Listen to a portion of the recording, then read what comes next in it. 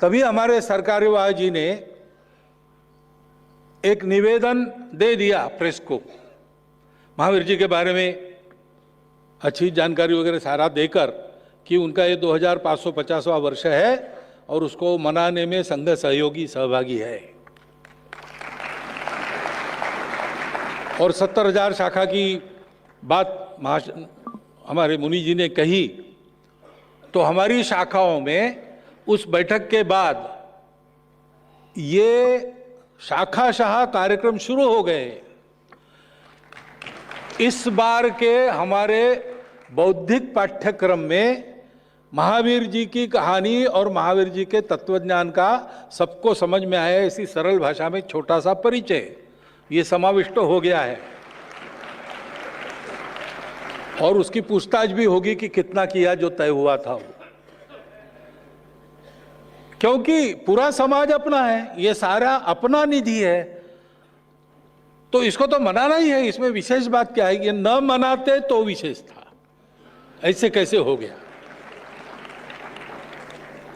ये पूरा ज्ञान निधि अपना है, ये पूरे प्रवर्तक आचार्य हमारे आचार्य है।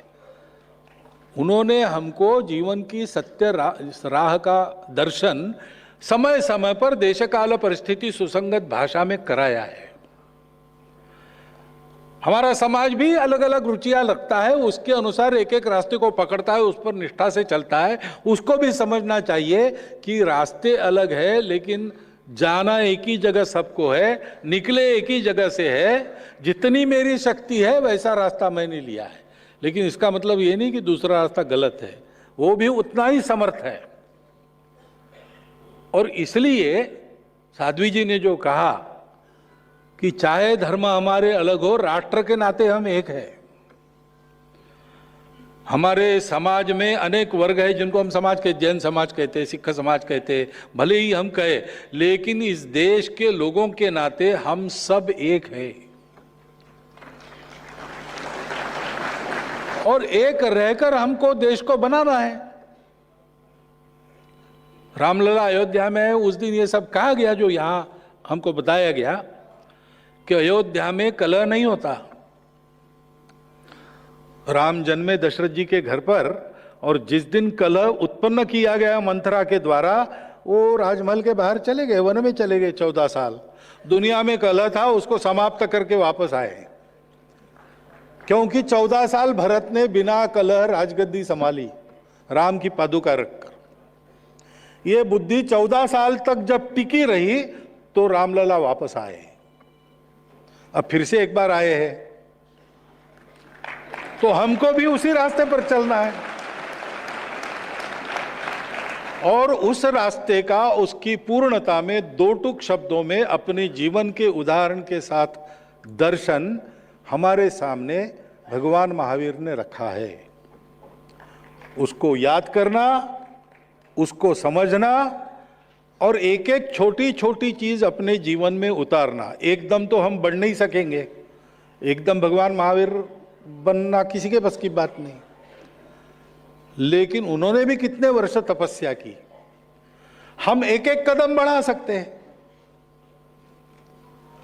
हम कहेंगे बहुत दूर है, वहां कैसे जाएंगे? तो जहां है वहीं रहेंगे। कैसे जाएंगे सोचने के बजाय चलना प्रारंभ करेंगे तो कैसे जाना भी पता चलेगा और एक दिन पहुंच भी जाएंगे। योजना नाम सहस्रंतु शनैर गच्छेत पिपीलिका। चींटी चलती है अपने छोटे छोटे कदमों में, और सहस्रों योजन चली जाती है, गांव के गांव बदल देती है। अगच्छन वैनतयोपि पदम एकम न गच्छति। और गरुड़ है, महाशक्तिशाली है, पंखों में ताकत है सारे आसमान को आलोड़न करने की, परंतु उड़ता ही नहीं, तो जाएगा ही नहीं। तो हम गरुड़ हो या चींटी हो, कदम बढ़ाने का महत्व है। और इसलिए इस वर्ष में हम संकल्प ले कि अगले वर्ष 2551वां कल्याणक जब आएगा, तब तक हम अपने जीवन में अहिंसा, अस्तेय, अपरिग्रह, संयम, एकांत, अनेकांतवाद, स्यादवाद, इन सारे मामलों का विचार करके कौन सी दो नई अच्छी बातें जोड़ेंगे, कौन सी दो नई दो पुरानी बुरी बातें छोड़ेंगे। ऐसा अगर स्वयं का निरीक्षण करके छोटे छोटे परिवर्तन हम प्रतिवर्ष करते चले जाते हैं तो कर्म तो हमारे हाथ में है। हमारे सभी धर्मों में और एक समानता का वैशिष्ट्य है, सब लोग कर्म करने की मनुष्य की स्वतंत्रता और कर्म करने के बाद उसके फल को स्वीकार करने की, उसके फल यानी उसके बख्शीश नहीं, उसके जो परिणाम होंगे उसकी जिम्मेवारी उसको स्वीकार करनी ही पड़ती हो और उस परिणाम भोगने पड़ते हैं। इस पर सब लोग विश्वास करते हैं और इसलिए हम ऐसा कर्म करें जिस कर्म से हमारा भविष्यकाल ठीक हो जाए, चाहे वो अगला वर्ष हो या अगला जन्म हो, क्योंकि हम सब ये मानते हैं कि मनुष्य की प्रगति थमती नहीं है, वो सदैव चलती है। जन्म जन्मांतर की यात्रा में वो उसको पूर्ण कर लेता है और एक दिन अंदर के इस सुख को पाकर एक छोटा महावीर वो भी बन जाता है। ये यात्रा हम प्रारंभ करें, इस यात्रा का संकल्प हम सब लें, उस यात्रा में बढ़ने वाले सभी को आपके प्रगति की अनेकों शुभकामनाएं उस यात्रा में, और हमारे मुनि आचार्य संतों का ऐसा ही मार्गदर्शन हमें नित्य प्राप्त होता रहे, यह उनके चरणों में प्रार्थना और आपके लिए भी ये शुभकामना। बहुत बहुत धन्यवाद।